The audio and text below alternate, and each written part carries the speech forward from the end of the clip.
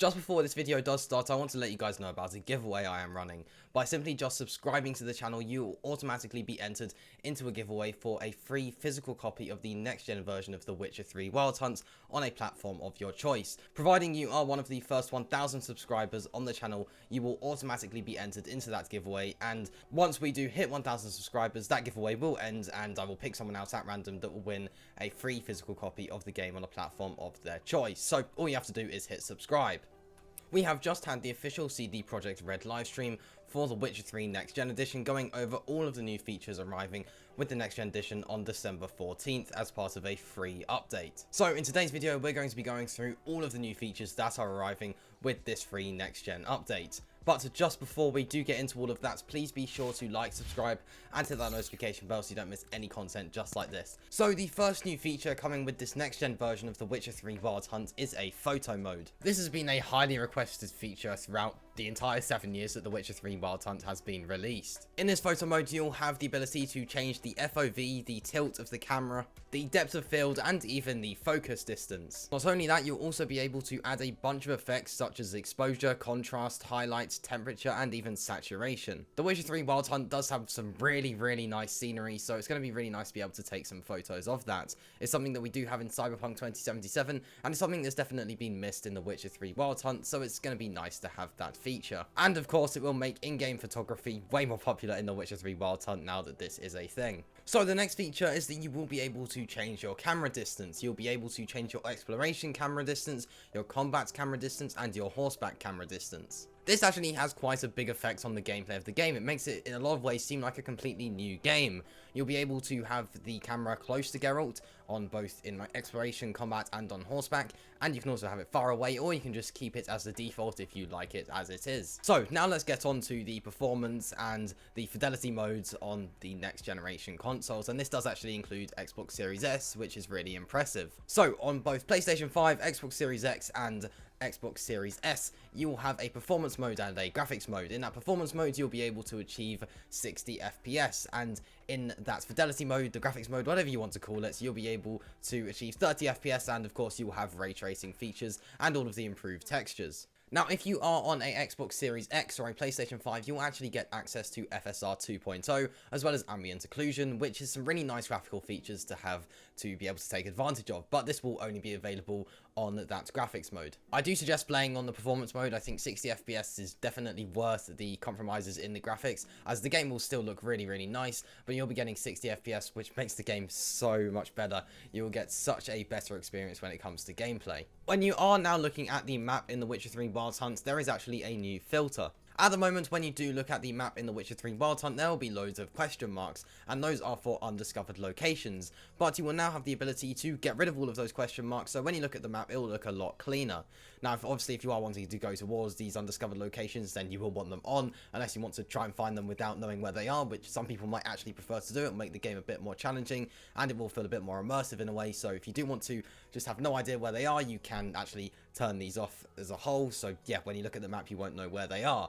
But of course, you will be able to turn them on and off as you please, so the map can look a lot cleaner, and you won't be, having new sort of icons everywhere around the map. In The Witcher 3 Wild Hunt, you can now actually scale the subtitles. This means that if you struggle seeing the subtitles sometimes, you can actually make these a lot bigger, making them easier to read, and the same goes with the HUD. So yeah, if you struggle seeing the general UI and the subtitles, you are able to make these bigger and smaller so they can suit your needs, and this is actually a really nice feature. Personally, I like having the subtitles there, but sometimes it could be nice if they were a bit bigger, and sometimes it could be nice if they were a bit smaller, so it's going to be nice to be able to change that. Any quests that did have bugs before in The Witcher 3 Wild Hunt will now be fixed. According to CD Projekt RED, any quest that wasn't playable or there was an issue with it should now be fixed, and yeah, you shouldn't have any issues with any of the quests in the game, but obviously after this update does launch, then there could be a few new ones, but generally speaking, the ones that are already in the game at the moment will be fixed. With this next gen version, there is now a new mode called a focus mode. This focus mode will allow for the minimap to actually disappear when you are riding on Roach. This means that when you are sprinting and you are trying to get from one place to another, but you just want to be able to take into the scenery, then this minimap will actually fade away. But obviously you can just hit a button and then it will turn back on for about 7 seconds or so, just so you know where you're going. But if you want this focus mode on and you want the minimap there sometimes, but you want it there for longer than 7 seconds, then you can literally just hold it down and it will stay there for as long as you need it to. For some people, this will be be really nice, as it will be way more immersive when you are riding your horse, which is nice to see, as yeah, it can be really nice to be able to just take in that scenery without having any of the UI getting in the way. In a previous video, I actually thought there was a possibility that we would get some new small quests with this next gen version, and well, I was sort of right, to be honest. You will be able to take part in a new quest in the game where you will be able to get the new armor, part of the new DLC in this next gen version, and this DLC is free, by the way, and at a later date this DLC will be arriving on Nintendo Switch, PS4 and Xbox One, but that won't be on December 14th, that will be later down the line. So in CD Projekt RED's stream, the reason they said that they have added a small quest in order to be able to get this new armor is so that it feels more part of the game, and I really respect that. I think that is a good decision, and it's something they didn't actually have to do, to be honest, but it's something they have done. I did say in previous videos, when it came to the DLC, at the very most, expect a new quest, and well, they've pretty much done that, which is really nice to see. It didn't really give too much away about what this quest will involve. Obviously, it's nothing massive, but it's nice that they didn't really give away too much, so it's not spoiled. So yeah, that'll be something nice to enjoy when you do get this next gen version on December 14th. There is actually a new alternative look for Dandelion.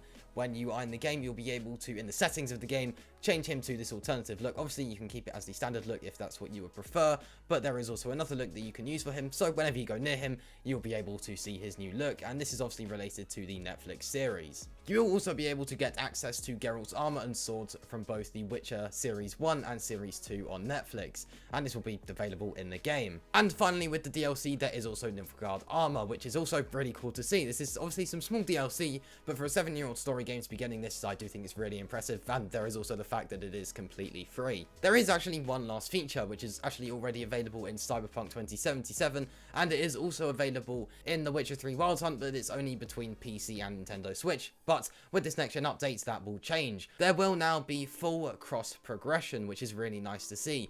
You'll be able to transfer your progress from one platform to another. Providing you are logged into the same account, you will easily be able to move your saves from one platform to another and just continue where you left off.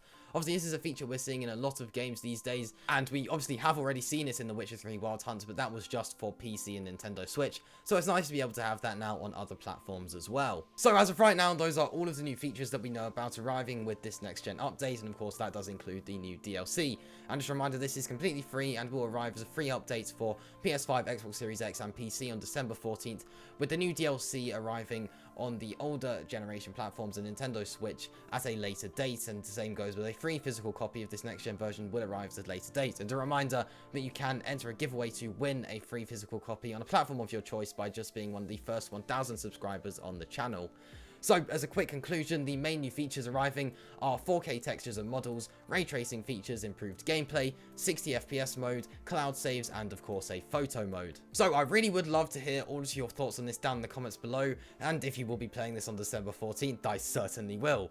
So yeah, if you did enjoy this video, please be sure to like, subscribe, and hit that notification bell so you don't miss any content just like this. So I'll see you in the next one. Peace.